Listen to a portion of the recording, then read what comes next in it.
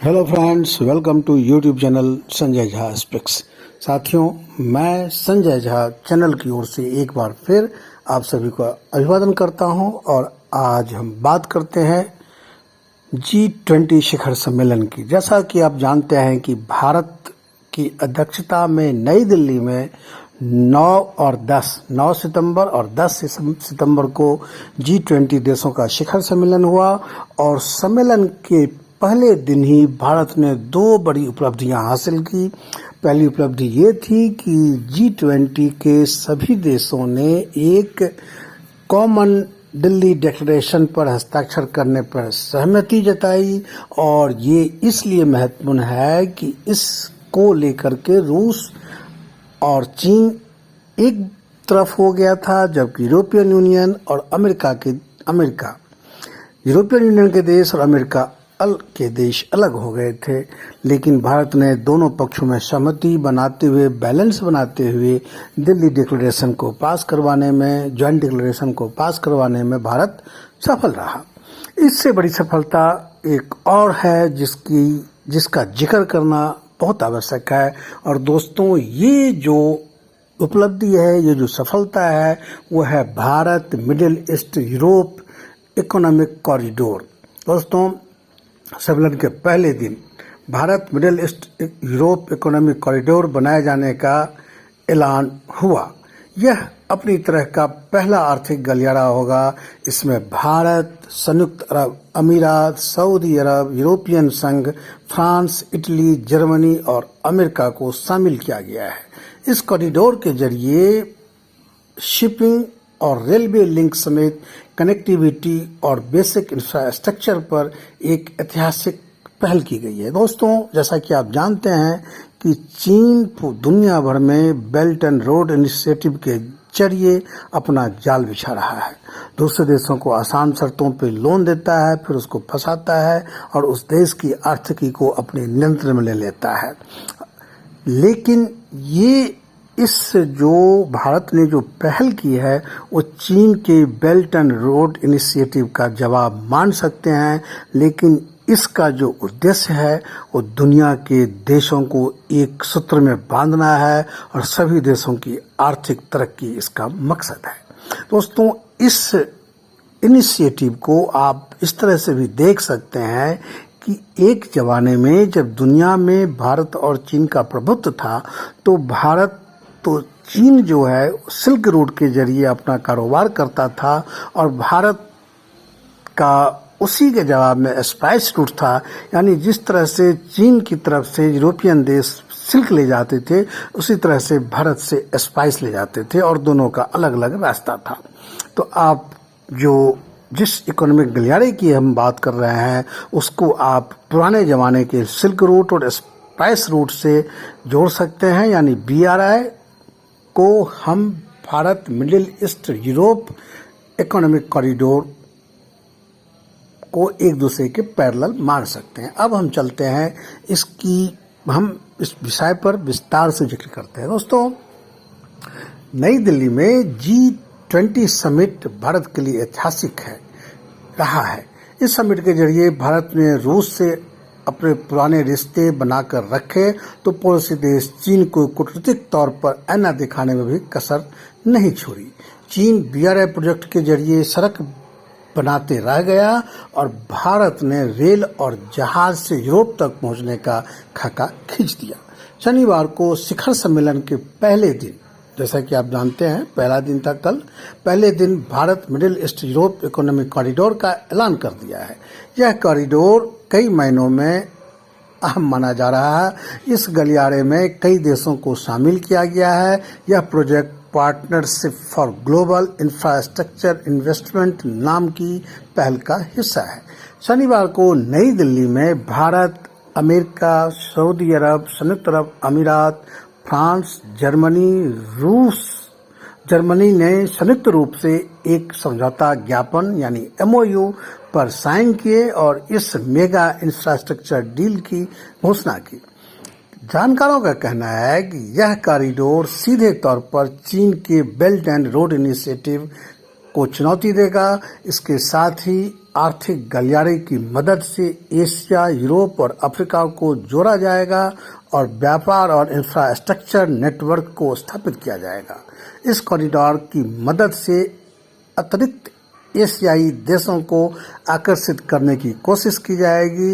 इससे क्षेत्र में मैन्युफैक्चरिंग, फूड सिक्योरिटी और सप्लाई चेन को बढ़ावा मिलेगा। दोस्तों, इसको थोड़ा विस्तार से समझना इसलिए जरूरी है, हालांकि ये वीडियो थोड़ा लंबा होगा, लेकिन ये भविष्य में दुनिया की तरक्की का आधार बनेगा, इसलिए इसको जानना जरूरी है। दोस्तों, इस इकोनॉमिक कॉरिडोर को लेकर के व्हाइट हाउस की तरफ से जो है एक फैक्ट लेटर जारी किया गया है और इसमें बताया गया है कि इस कॉरिडोर के जरिए यूरोप, व्हाइट हाउस यानी अमेरिका का जो प्रेसिडेंट हाउस है, वहां से एक लेटर जारी हुआ है, फैक्ट लेटर, और इसमें बताया गया है कि इस कॉरिडोर के जरिए यूरोप, मिडिल ईस्ट और एशिया के बीच रेलवे और समुद्री नेटवर्क स्थापित किया जाएगा।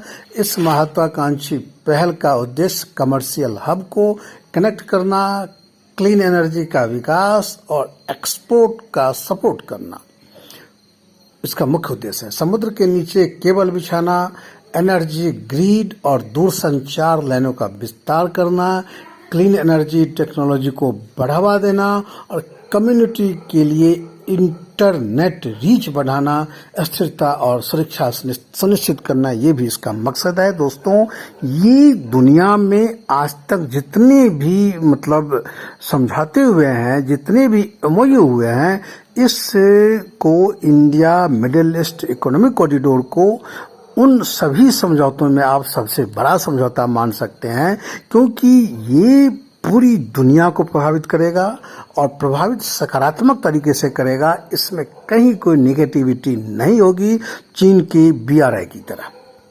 इसलिए ये बहुत ही महत्वपूर्ण है और इसके दो अलग अलग गलियारे होंगे। दोस्तों, सबसे बड़ी बात यह है कि अमेरिका का इसमें डायरेक्ट कोई इन्वॉल्वमेंट नहीं है, लेकिन फिर भी अमेरिका ने इस पहल की बहुत सराहना की है और इसमें बहुत हर तरह से मदद का उसने आश्वासन दिया है और उसने भी इस एमओयू को बहुत ही ग्रेट अचीवमेंट माना है। तो अब हम चलते हैं आगे कि इसकी दो गलियारे होंगे। एमओयू के अनुसार IMEC यानी इंडिया मिडिल ईस्ट कॉरिडोर में दो अलग अलग गलियारे शामिल होंगे। पूर्वी गलियारा होगा एक, जो भारत को अरब की खाड़ी से जोड़ेगा, और उत्तरी गलियारा अरब खाड़ी को यूरोप से जोड़ेगा। और इसमें एक रेलवे नेटवर्क की सुविधा होगी जो मौजूदा समुद्री और सड़क परिवहन मार्गों के रूप में विश्वसनीय और लागत प्रभावी cross border ship to rail transit सुविधा देने के लिए डिजाइन किया गया है। मुख्य रूप से मिडिल ईस्ट से होकर गुजरने वाले इस रेलवे मार्ग में बिजली के केबल और क्लीन हाइड्रोजन पाइपलाइन बिछाने की योजनाएं भी शामिल है। अब देखो इसमें क्या होगा, कहीं तो शिप से उसका ट्रांसपोर्टेशन होगा, कहीं रेल से होगा। जैसे कि भारत से जब ये मार्ग चलेगा सऊदी अरब तक, तो अरब सागर में शिप के जरिए होगा, शिपमेंट होगा, और फिर वहाँ से रेलवे के जरिए आगे जाएगा और फिर यूरोप जाने के लिए फिर शिप का प्रयोग किया जाएगा। तो दोस्तों, आगे चलते हैं। ये इसकी योजना 60 दिन में तैयार होगी, कार्य योजना, एक्शन प्लान। व्हाइट हाउस की रिपोर्ट में कहा गया है कि रेल सौदा भारत से UAE, सऊदी अरब, जॉर्डन और इजराइल के माध्यम से यूरोप तक शिपिंग और रेल लाइन को जोड़ेगा। अब प्रोजेक्ट में शामिल देश अगले 60 दिन में कॉरिडोर को लेकर के एक कार्य योजना तैयार करेंगे। इसमें ट्रांजिट रूट्स, कोऑर्डिनेशन बॉडी और टेक्निकल पहलुओं पर ज़्यादा जानकारी के लिए चर्चा की जाएगी। भारत सरकार के सूत्रों के मुताबिक इसमें शामिल सभी देशों की संप्रभुता और क्षेत्रीय अखंडता का सम्मान करते हुए परामर्शात्मक, पारदर्शी और भागीदारी पूर्ण कनेक्टिविटी पहल की महत्व पर जोर दिया जाएगा। अब देखिए इस पर मोदी जी ने क्या कहा। मोदी जी ने यानी हमारे प्रधानमंत्री ने कहा कि पूरी दुनिया की कनेक्टिविटी इस योजना से मिलेगी। नरेंद्र मोदी ने इसे मानवीय प्रयास और महाद्वीपों में एकता का एक प्रमाण बताया है। उन्होंने कहा कि राष्ट्रपति बाइडेन, मोहम्मद बिन सलमान, शेख मोहम्मद बिन जायद, मैक्रो यानी फ्रांस के राष्ट्रपति समेत सभी देशों के प्रमुखों को इस इनिशिएटिव के लिए मोदी ने बधाई दिया और मजबूत कनेक्टिविटी और इंफ्रास्ट्रक्चर, उन्होंने कहा कि मजबूत कनेक्टिविटी और इंफ्रास्ट्रक्चर मानव सभ्यता के विकास का मूल आधार होगा। आने वाले समय में भारत, पश्चिम एशिया और यूरोप के बीच यह आर्थिक एकीकरण का प्रभावी माध्यम बनेगा। भारत पहले जमाने में आपको याद होगा कि ये 13वीं-14वीं शताब्दी की बात है, यानी उसके जब जब यूरोप के देश अरब कंट्री के साथ धर्म युद्ध में लगे हुए थे और भारत से आवागमन का मार्ग जब बंद हो गया था, तो यूरोप के लोगों को भारत के सामान खरीदने की इतनी लत लग गई थी, भारत के मसाले, भारत के कपड़े, बाकी चीजें, तो उन्होंने भारत का रास्ता तलाशने के लिए समुद्र में छलांग लगाई और समुद्री रास्ते को खोज निकालने के क्रम में पहले अमेरिका को खोजा और अमेरिका का रास्ता तलाशने के बाद फिर वो भारत तक आए समुद्री रास्तों से। उसके बाद यूरोपियन देश और भारत के बीच समुद्री मार्ग से डायरेक्ट ट्रेड रिलेशन हुआ। ये अलग बात है कि इसके परिणाम बहुत दुखद रहे भारत के पक्ष में, लेकिन उस भारत की खोज, भारत आने के क्रम में एक नया आर्थिक क्रांति आई थी दुनिया भर में। और फिर जो ये Bharat middle east European economic corridor जो बनने जा रहा है, वो भारत फिर से दुनिया की आर्थिक तरक्की का माध्यम बनेगा, ऐसा भारत का मानना है। दोस्तों, अभी भारत और यूरोप के बीच ये कहा जा रहा है कि जब ये कॉरिडोर बन जाएगा तो भारत और यूरोप के बीच 40% तेजी से व्यापार होगा। Partnership for global infrastructure investment में यूरोपियन आयोग के अध्यक्ष जर्सला वॉन डेर लेयन ने कहा कि भारत मिडिल ईस्ट यूरोप आर्थिक गलियारा ऐतिहासिक है। यह अब तक का सबसे सीधा कनेक्शन होगा जो व्यापार को तेज करेगा। यह आर्थिक गलियारा भारत और यूरोप के बीच व्यापार को 40% तेज कर देगा। ये समझ लीजिए कितना महत्व होगा इसका। उन्होंने इस प्रोजेक्ट को महाद्वीपों और सभ्यताओं के बीच हरित और डिजिटल पुल के रूप में बताया। उन्होंने कहा कि इसमें बिजली और डेटा संचारित करने के लिए केबल शामिल है। आर्थिक विकास और आर्थिक सहयोग बढ़ाएगा ये कॉरिडोर। ये तो आपको बता ही दिया कि भारत और यूरोप के बीच 40% बढ़ेगा।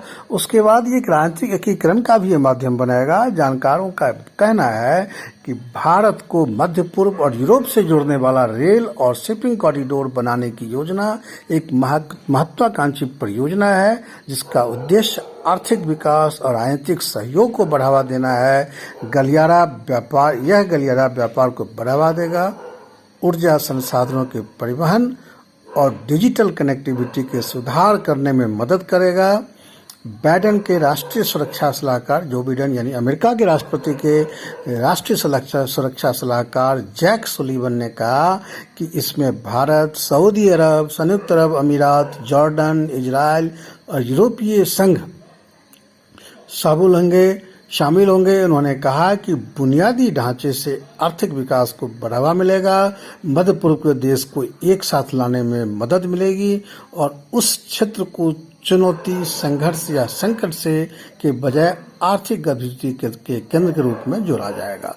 दोस्तों, ये है पूरा प्रोजेक्ट और अमेरिका की पहल से तैयार हुआ है डिजाइन। ये सबसे इम्पोर्टेंट है। बताते चलें कि इस कॉरिडोर की पहल सबसे पहले जनवरी में की गई, तब व्हाइट हाउस ने इसके बारे में क्षेत्रीय भागीदारी के साथ बातचीत की। फिलहाल अभी मध्य पूर्व में मौजूद रेल बुनियादी ढांचों के नक्शे और अन्य जानकारियों का मसौदा तैयार किया जा रहा है। जैक सुलिवन यानी राष्ट्रपति जो बाइडेन के रक्षा सलाहकार और व्हाइट हाउस के वरिष्ठ सहयोगी होचस्टीन और ब्रेट मैककॉर्क ने अपने भारतीय, सऊदी और यूएई समकक्षों से मुलाकात की। उन्होंने मई में सऊदी अरब की यात्रा की। इजराइल और जॉर्डन को भी परियोजना में शामिल किया। हालांकि सऊदी अरब और इजराइल के बीच राजनीतिक संबंध नहीं है। व्हाइट हाउस उन पर संबंधों को सामान्य बनाने की दिशा में दबाव डाल रहा है। तो ये पूरी योजना है कि इस योजना का अब समझिए कि चीन की टेंशन क्यों बढ़ेगी। भारत तो यूरोप इकोनॉमिक कॉरिडोर से चीन की टेंशन इसलिए बढ़ेगी कि चीन का बीआरआई प्रोजेक्ट के 10 साल पूरे हो गए हैं। 2013 में चीन के राष्ट्रपति शी जिनपिंग ने इस व्यापारिक मार्ग को फिर से बनाने के लिए बेल्ट एंड रोड परियोजना की शुरुआत की थी। चीन का ये वैश्विक निवेश प्रोजेक्ट शुरू होने के एक दशक के भीतर अफ्रीका, लैटिन अमेरिका और ओशिनिया तक फैल चुका है। कई लोग इसे चीन के लिए विकासशील देशों पर प्रभाव डालने के लिए एक टूल के रूप में देखते हैं, जिसके कारण जरूरतमंद देश को अक्सर ऋण जाल में फंसाया जाता है। और इटली बनाएगा चीन से दूरी। ये देखिए, अगले महीने चीन का जो बेल्ट एंड रोड इनिशिएटिव है उसके 10 साल पूरे हो जाएंगे। उससे पहले ये जो घोषणा हुई है India middle east Europe economic corridor, उससे चीन की टेंशन बढ़ना तय है। और वो भी तब जब चीन की जो BRI है, बेल्ट एंड रोड इनिशिएटिव है, उससे इटली ने अपना हाथ खींच लिया है। अमेरिका की तरफ से इस प्रोजेक्ट को लेकर ऐसे समय में कोशिश की है जब उसके पुराने सहयोगी देश सऊदी अरब और यूएई की चीन के साथ नजदीकी बढ़ती दिख रही थी। दरअसल चीन ने हाल ही में मिडिल ईस्ट के साथ संबंधों को भी बढ़ावा दिया है। माना जा रहा है कि चीन की इस पहल की वजह से सऊदी अरब और ईरान के बीच तनाव कम करने में बड़ी मदद मिलेगी। वहीं G20 में इटली के प्रधानमंत्री जियोर्जिया मेलोनी की भागीदारी से वैश्विक व्यवस्था में एक बड़े बदलाव की खबर है। इटली के BRI छोड़ने का संकेत मिला है और बहुत जल्द इटली BRI से बाहर निकल जाएगा और उधर वो यूरोपियन जो ये कॉरिडोर की घोषणा हुई है उसमें शामिल हो जाएगा। तो इस तरह से दोस्तों ये एक बड़ी उपलब्धि के रूप में आप मान सकते हैं। अब देखना ये है कि कितना जल्दी ये अस्तित्व में आता है। दोस्तों, इस विषय को हम यही विराम देते हैं। ये एक बहुत ही अच्छी पहल है और हमें इसका स्वागत करना चाहिए। चीन की टेंशन अपनी जगह है, दुनिया की आर्थिक तरक्की अपनी जगह है। दोस्तों, फिर हम बहुत जल्द किसी नए विषय वस्तु के साथ हाजिर मैं होऊंगा। तब तक के लिए आप मुझे इजाज़त दीजिए। आज का आपका दिन शुभ हो। यदि ये कंटेंट आपको अच्छा लगा हो तो मेरे चैनल को सब्सक्राइब कीजिए, वीडियो को लाइक कीजिए। Thank you.